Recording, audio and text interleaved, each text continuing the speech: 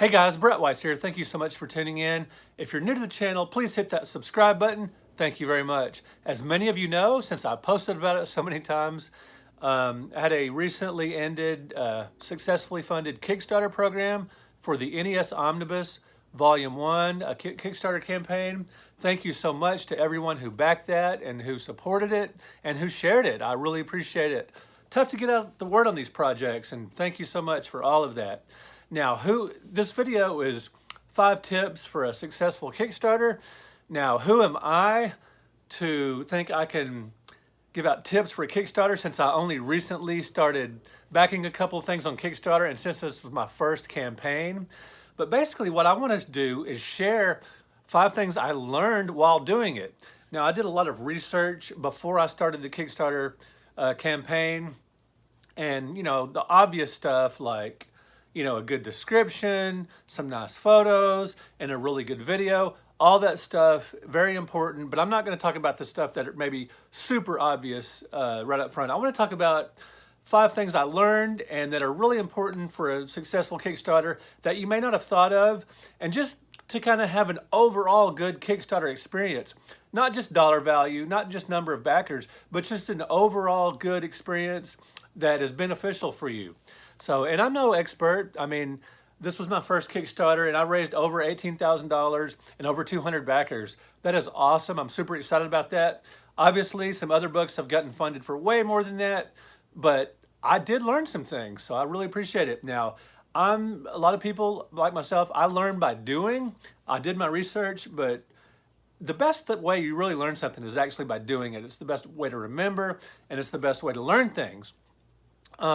But like I said, I want you guys, if you're considering a Kickstarter or if you just want to know more about mine, stay tuned. So there are 5 things I learned, 5 tips I want to give you guys about a successful Kickstarter campaign.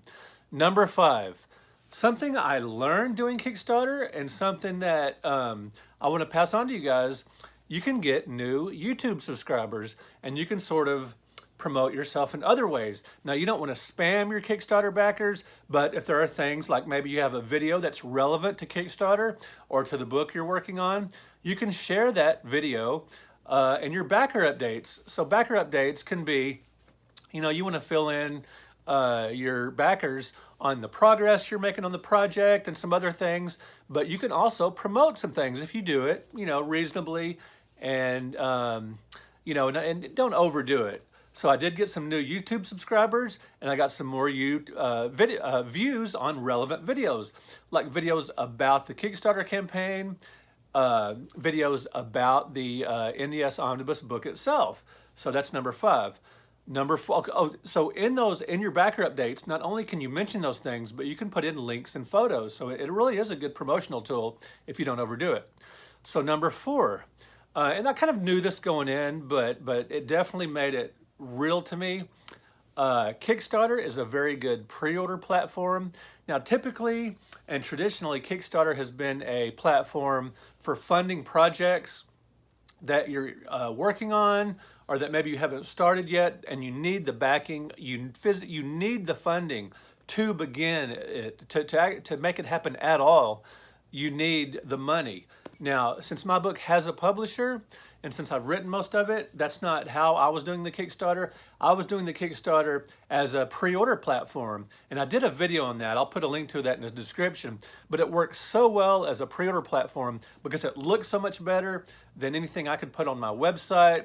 And I got some new readers because Kickstarter is just a great platform that a lot of people look at. So it's it's just an excellent pre-order platform. It works great for that. And it did fund the project too because, I work on these books, a year and a half, 2 years at a time with seeing no money until after they're published. But anyway, I've got a video about that, why I kickstarted the project, even though I have a publisher. I'll put that in the description for you. So number 3, after your Kickstarter ends, you can move it over to Indiegogo, another crowdfunding / pre-order platform. You just, you can move it over there for 60 days or whatever, and I recommend that. So you can just get more pre-orders and more funding for your project. I really didn't think of that. I've known about Indiegogo and Kickstarter for a long time, but I didn't know it would be so easy just to flip it over to Indiegogo when your Kickstarter campaign ends. get more funding, get more people interested in whatever your project is. And so that's number 3.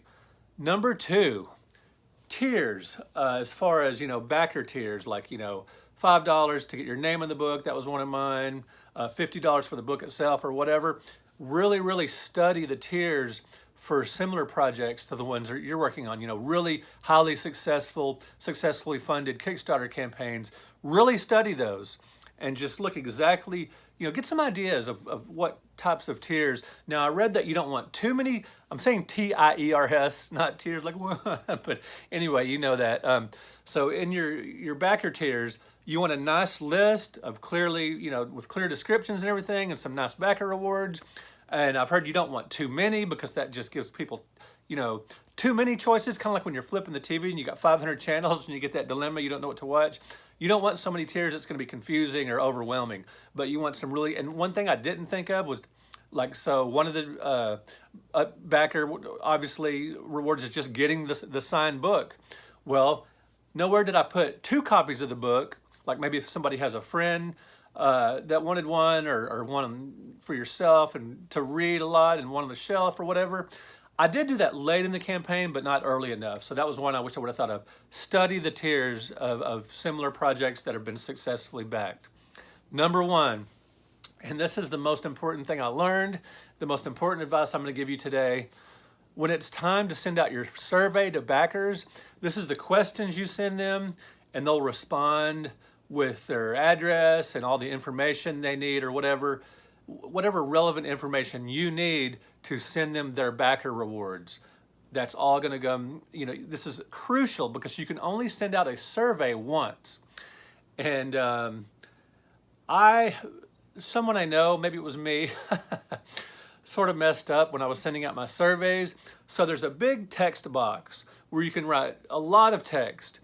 Well, being a noob and not really knowing how to do this and studying this aspect of it, I listed my questions within that text box instead of in the little thing at the bottom where you could send out individual questions by clicking on these smaller, just buttons.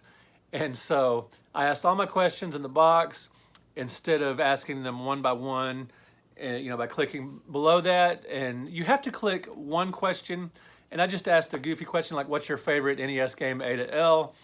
I blew that and I sent out all these survey questions, and I got some confusion. They said, you asked these questions, but there's nowhere to fill it out. So study that, and you can write something like, thanks for backing this in that text box, but below you need to ask your questions individually by clicking on the button. I should have known that. I was kind of tired. I was in a hurry. I should have sat down and really studied it and thought it out. You really want to think through what questions you need to ask your backers. Their address, their email, maybe if you have digital things to send, if you got physical products to send, you'll need their name and address. If you're doing a book, you want their name in the book, exactly how do they want it to appear in the book. All these questions, think that through and ask them individually and do it very carefully because you can only send out the survey once.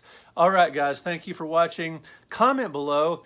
Do you have any Kickstarter tips? Do you have any tips for my viewers here? Things you've learned doing your own Kickstarter campaign, things that you would suggest. So thank you for that. Thank you for liking this video. Thank you for subscribing to the channel. I really, really appreciate it. And thank you once again for helping me have a successful Kickstarter campaign. We will talk to you guys later.